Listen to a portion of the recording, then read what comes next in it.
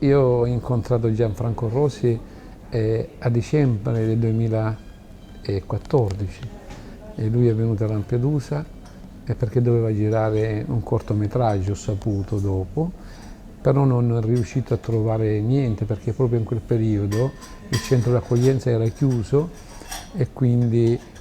lui non ha avuto quello che cercava, quindi è venuto in un momento sbagliato. Era chiuso perché era andato a fuoco e quindi lo stavano ristrutturando. E un giorno lui è venuto nel mio ufficio, non si è presentato, mi ha detto dottore guardi io ho un problema di salute, un po' di bronchite e volevo che lei mi visitasse. E io gli ho detto guardi che normalmente io di mattina faccio il burocrate qua perché sono il direttore dell'ospedale, però se vuoi la faccio visitare da un altro medico. Mi ha detto no, no, no, no, guardi, lei, voglio che mi visita lei, perché mi hanno detto che lei è bravo, era un pretesto ovviamente, e allora beh, dico, ok, d'accordo, vado a prendere il fonendo, lo visito, effettivamente avevo un po' di problemi, ma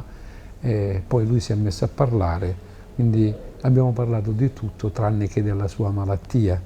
e quindi abbiamo parlato di immigrazione, a che ho detto, mi scusi ma lei è venuto qua perché stava male, voleva essere visitato, adesso parliamo di un'altra cosa. E allora lui mi ha detto, guardi io sono Gianfranco Rosi, sono il regista del Sacro Gra, perché io ho capito subito di chi si trattava e un pochettino ho detto scusi maestro e allora lui diceva no, vabbè, non si preoccupi e mi ha raccontato il fatto che proprio era da 3 settimane che era a Lampedusa che doveva fare questo documentario ma non c'era riuscito e sarebbe andato via proprio l'indomani.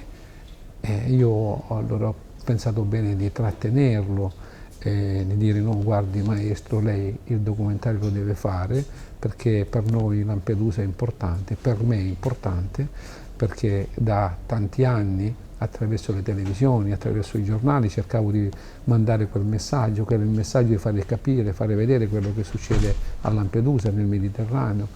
che cosa succede a queste persone. E allora per convincerlo gli ho raccontato tanti degli episodi, ma la cosa poi che l'ha convinto di più è io ho dato una pen drive e gli ho detto guardi maestro, lei si guarda questa penna con calma e poi lei decide se farlo o non farlo. E in effetti è iniziata questa avventura che è durata più di un anno e in questo anno siamo diventati molto amici, abbiamo parlato tanto, ci siamo incontrati molto tempo, ma non sono mai riuscito a capire quando lui ha girato questo film. È stato molto bravo, bravissimo perché non ci ha fatto sentire il peso della telecamera, era sempre da solo, veniva di tanto in tanto con una piccola telecamera, tutti ci aspettavamo che venisse con una troupe cinematografica e ogni tanto glielo chiedevamo, ma Gianfranco, ma quando inizi il film, quando lo inizi? E lui ha detto, non vi preoccupate, lo inizierò. In effetti lui ogni volta che veniva mi chiedeva il permesso di entrare all'interno della struttura sanitaria,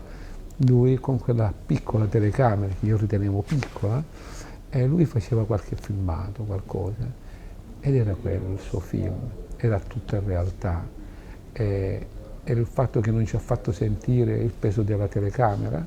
è stata una cosa grandiosa, una genialità da parte sua, perché tutto quello che abbiamo fatto è stata una cosa così molto naturale, molto serena, senza il peso di queste telecamere.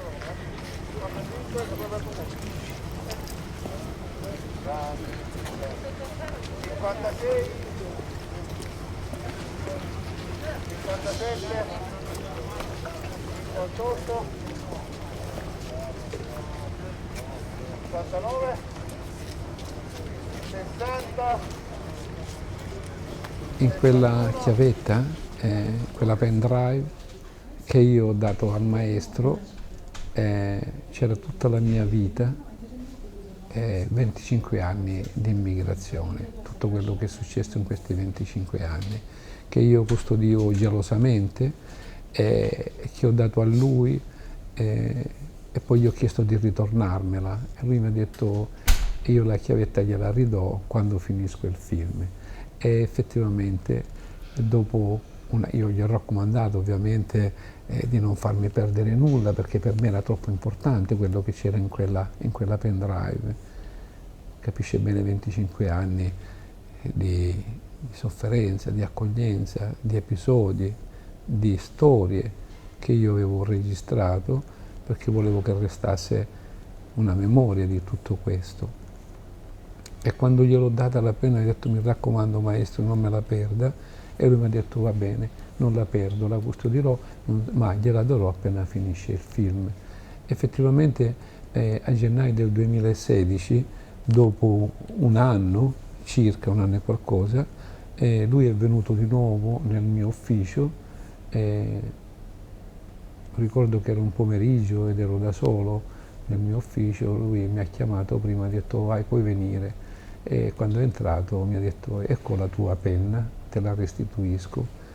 Perché mi è venuto spontaneo di dire: scusami Gianfranco, ma è il film, quando lo facciamo? E lui mi ha detto: il film l'ho consegnato già a Berlino e che è stato selezionato fra i primi 20. E per me era una grande sorpresa, e a quel punto lui mi disse: guarda la tua penna, vedi se è stato toccato qualcosa. E così cominciai a vedere quella penna davanti al computer. Allora a un certo punto mi ha detto: guarda questa scena del presidio, descrivi cosa è successo. E io ho cominciato un monologo che lui subito, immediatamente dopo questa ripresa, è tornato subito in Germania, ha ritirato quel film, lo hanno smontato e rimontato, gli hanno messo quella scena che lui mi dice che è stata molto importante, e quindi l'ha consegnato. E poi siamo andati a Berlino. Mi ha chiamato dicendomi: Pietro deve venire con me a Berlino perché siamo stati selezionati per l'Orso. Io in un primo momento non volevo andare, non sapevo neanche di essere nel film. Poi lui mi ha detto: no, devi venire, non ti preoccupare, devi venire, anzi devi venire anche con tua moglie. Poi mi ha convinto e siamo andati, e là, con mia grande sorpresa, ho trovato un mondo diverso, un mondo nuovo, un mondo del cinema che non è il mio mondo, ovviamente. Io faccio il medico, non sono né un attore neanche un regista, però devo riconoscere che è un mondo particolare, e soprattutto l'arte del cinema ho capito che è un'arma potentissima, un'arma che arriva nella mente ma anche nel cuore della gente.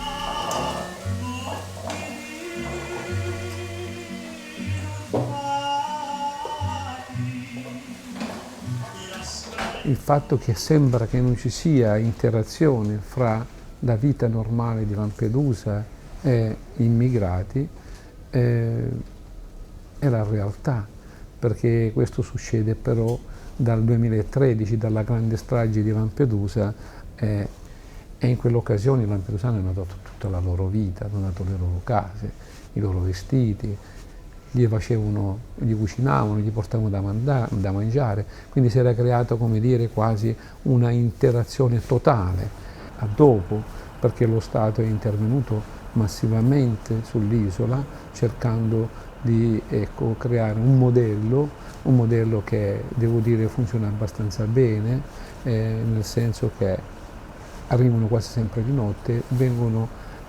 accuditi, vengono accolti e portati al centro di accoglienza. Il Gianfranco Rosi questo film l'ha girato dopo il 2013,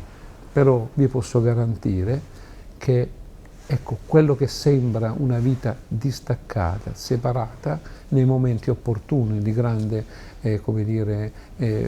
necessità e di bisogno, cosa che succede di tanto in tanto, è che i lampedusani vengono fuori e si mettono a disposizione, collaborano, sono sempre presenti, non si tirano mai indietro, e quindi ecco che si vede in quell'occasione l'interazione fra i migranti e lampedusani.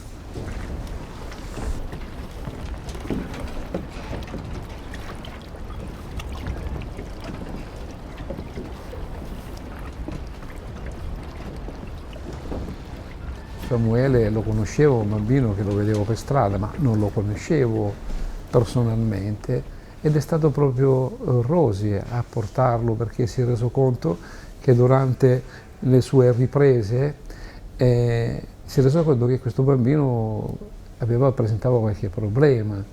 ed ecco che mi ha chiesto se potevo visitarlo, ma la verità, cioè non era una cosa, per cui ho detto vabbè, Gianfranco, portalo, vediamo che cosa c'è questo bambino.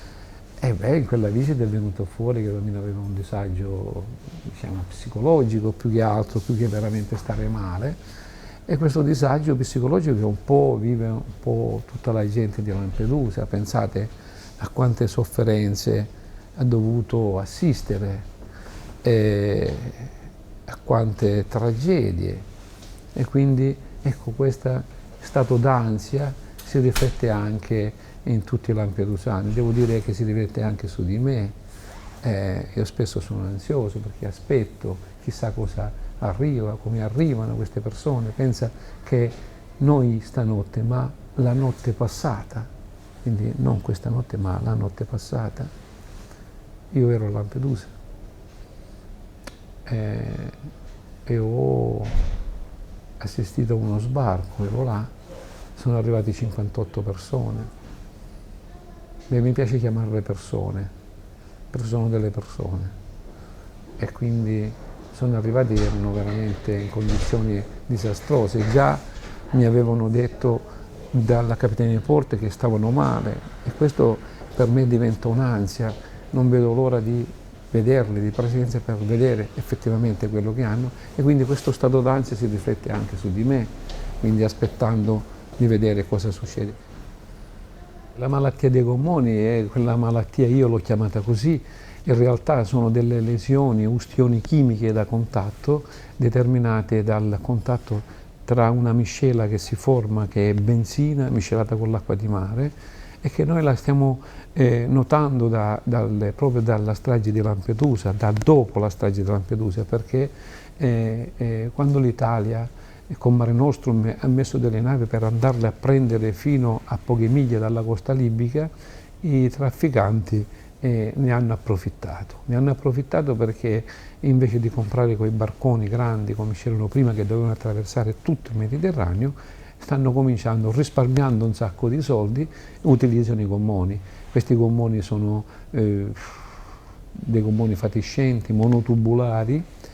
sono senza chiglia, dove ci mettono 120-130 persone a bordo, e che al primo buco o al primo colpo di mare affondano, ed ecco che abbiamo più morti e abbiamo più naufragi. Ma quando ecco, non succede questo, abbiamo la malattia dei gommoni. Sì, perché loro sono costretti continuamente a rimboccare le taniche per far andare avanti questo motore. Molta benzina cade per terra, si miscela con l'acqua, e questa si bagna nei vestiti, e questo contatto di questa miscela crea delle lesioni chimiche da contatto, ustioni, la malattia che io chiamo quella dei gommoni, che è devastante veramente, devastante perché spesso muoiono. Pensate alla bambina, per esempio, quella che io ho preso in braccio, Fevor, che è quella che ha fatto il giro del mondo. La mamma proprio è morta in quell'occasione per queste grandi ustioni. E quando non muoiono rimangono deturpate. Pensate che una malattia, una patologia che colpisce prevalentemente le donne, quasi esclusivamente le donne, come se fosse una malattia legata al sesso. In realtà la spiegazione è che quando salgono sul gommone gli uomini, quasi a proteggere le donne, si mettono seduti sul tubolare, e le donne le fanno mettere sedute al centro per terra con i bambini in braccio, per proteggerle, ma nello stesso momento sono loro che si prendono questa miscela, e che sono loro che poi ecco, muoiono per questo motivo. Quindi ancora una volta le donne sono quelle che pagano il pegno più di tutte, da tutti i punti di vista.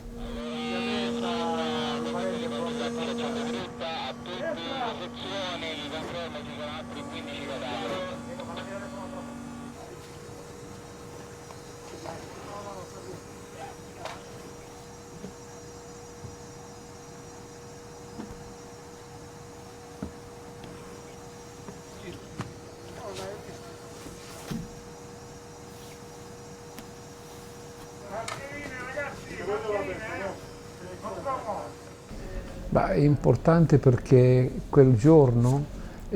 arrivò quel peschereccio, in quel peschereccio c'erano 840 persone che, come descrivo bene nel documentario, nel film di Gianfranco Rosi, Fuoco a mare, e proprio descrivo perfettamente questa, perché lo ricordavo, ancora ce l'avevo fresca quella immagine, e quando sono andato per visitarli, farli scendere, ho visto che c'erano questi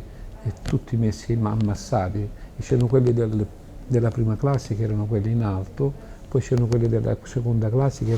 si vedevano attraverso gli oblò, e poi c'erano sotto, che non sapevo, nella stiva, la gran parte che erano quelle della terza classe. Perché parlo di classe? Perché effettivamente poi mi hanno detto che quelli che erano su in alto, che prendevano aria, avevano pagato $1.500, quelli che erano in mezzo ne avevano pagato 1.000, e quelli che erano giù nella terza classe ne avevano pagato $800. E quindi questa distinzione, perché giù si stava veramente male, e guarda caso proprio giù ce n'erano tanti, e quando cominciarono a scendere, che stavano malissimo, quelli che stavano giù ovviamente erano quelli che stavano peggio, e fra questi c'era una donna nigeriana, una donna che ho visitato subito in banchina, mi sono reso conto che stava male perché era gravida a termine, cioè e aveva rotto le acque 48 ore prima, poi ho saputo, mi ha detto, che perdeva del liquido verde, e quando c'è il liquido verde significa che c'è una grande sofferenza fetale, quindi la bambina, il feto che aveva dentro, stava male. Di corsa l'ho presa, l'ho portata in ospedale, pensate, aveva rotto le acque e non poteva partorire a bordo perché non aveva avuto lo spazio proprio per allargare le gambe e fare uscire il bambino,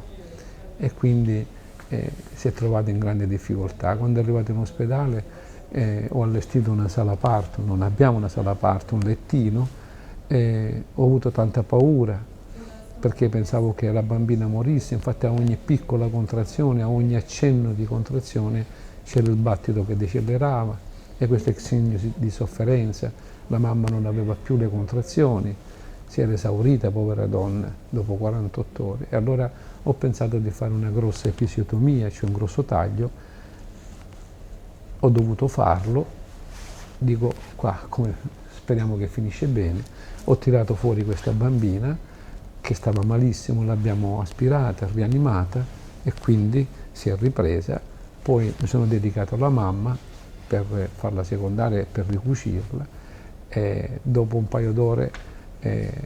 sono reso conto che tutto era andato bene, sia la mamma che la bambina. La mamma l'ha chiamata immediatamente gift, dono, e questo per me è stato un momento bellissimo. Sono quei momenti che poi mi danno la forza di continuare, un fatto positivo in mezzo a tutta questa sofferenza, ma che descrive bene, proprio nel film descrive bene tutto quello che è la loro sofferenza, tutto quello che queste persone sono costrette a vivere e a passare fino ad arrivare in Italia. In Italia, che devo dire è un paese amico, un paese che li accoglie, Lampedusa, ma Lampedusa è Italia, e quindi ecco che io, ma anche la persona, siamo orgogliosi di essere italiani, perché li abbiamo sempre accolti, cercato di aiutare e a dare tutto quello che è possibile dare, che io penso sia una cosa giusta e un dovere, e anche lo facciamo per amore, perché per noi sono dei fratelli che vengono dall'altra parte del Mediterraneo, e per noi l'altra parte del Mediterraneo, come dire, fa parte della nostra vita, perché noi siamo al centro del Mediterraneo, noi siamo una piccola isola che ha rapporti con l'Africa, rapporti con l'Italia, rapporti con Malta, rapporti con tutto, perché per noi il Mediterraneo non è un mare che divide, ma è un mare che unisce i popoli, unisce i continenti, unisce le terre e unisce queste persone che ci portano sicuramente esperienze nuove, ci portano la loro cultura, ci portano e la loro anche bontà, perché sono delle persone buone e non sono malati e non sono terroristi e non vengono a rubare il lavoro a nessuno, vogliono semplicemente un po' di serenità, di vivere dignitosamente senza la paura di morire da un momento all'altro. Non si capisce, oppure si parla di queste persone come numeri, si parla di arrivi di massa, si parla che sono arrivati 300, 500, 20 morti, 30 morti, come se fossero semplicemente dei numeri. In realtà sono delle persone, sono persone come noi, uguali, né più e né meno, sono persone che hanno dietro una storia di sofferenze, di torture. Pensate, il loro viaggio dura circa 2 anni, da quando partono dai loro paesi, da quando sono costretti a partire dai loro paesi, che non partono volontariamente, non partono perché vanno in vacanza, partono perché fuggono dalle guerre, fuggono dalla tortura e non ultimo dalla miseria, dalla fame, perché quando io sento dire fare una distinzione tra immigrati, rifugiati o richiedenti asilo e gli immigrati economici, ma dico è una bestialità, perché è come se morire di fame è meglio che morire di guerra. Per me sono tutti uguali, anche quelli che fuggono, soprattutto quelli che fuggono dalla miseria e dalla fame. Quindi pensate, il loro viaggio dura 2 anni, in questi 2 anni devono attraversare il deserto, dove vengono torturati, vengono violentati, vengono derubati, vengono schiavizzati, poi arrivano finalmente in Libia. Beh, in Libia è il vero inferno lo trovano in Libia. In Libia vengono messi in prigione, vengono sfruttati, le donne tutte violentate. Le donne tutte violentate, pensate che arrivano quasi tutte incinte. E quelle che non arrivano incinte non è perché non sono state violentate, ma perché sono state trattate con delle sostanze, degli ormoni, sono dei progestinici, non sono anticoncezionali, sono progestinici che li mettono in menopausa per evitare di rimanere incinte nel momento in cui vengono violentate. E questo perché? Perché per loro, per i traffici loro, sporchi loschi traffici, quindi anche quello della prostituzione, una donna incinta non vale un centesimo, ed ecco che fanno queste punture per evitare di rimanere incinte e quindi avere la materia prima, che sono le donne che devono arrivare belle, devono arrivare non incinte. Quindi vedete quante sofferenze. E poi quando arrivano a Lampedusa riescono a fare questo viaggio, il viaggio della morte, perché è quello che è più pericoloso, è quello, il Mediterraneo, quel piccolo tratto dove ancora oggi muoiono molte persone, molti bambini, molte donne, 20 miglia che rimangono, perché effettivamente l'Europa sta cercando di fare sforzi esagerati per poter andare a prendere più vicino possibile alle coste libiche, rimangono solo 20 miglia e in queste 20 miglia pensate che ancora oggi muoiono delle persone, ancora oggi muoiono dei bambini per sole 20 miglia, sole 20 miglia. Noi qua stiamo parlando, discutiamo e là in questo momento magari stanno morendo dei bambini e allora io dico, abbiamo fatto uno sforzo così esagerato, facciamo un ulteriore piccolo passo, cerchiamo di andarli a prendere dall'altra parte ed evitiamo di farli morire. E poi vediamo tutto il resto, integrazione, minori, non minori, Dublino, quello che volete voi, che è giusto parlarne, ma la cosa prioritaria in questo momento è quello di evitare di farli morire. Attraverso dei cordoni umanitari, attraverso accordi presi magari con la Tunisia invece più che con la Libia, in cui c'è un governo ancora che non c'è. E quindi ecco, questa è la cosa prioritaria. E poi si parla di tutto il resto. Poi per quanto riguarda il discorso che viene visto, ormai ci hanno assuefatti a numeri, a notizie,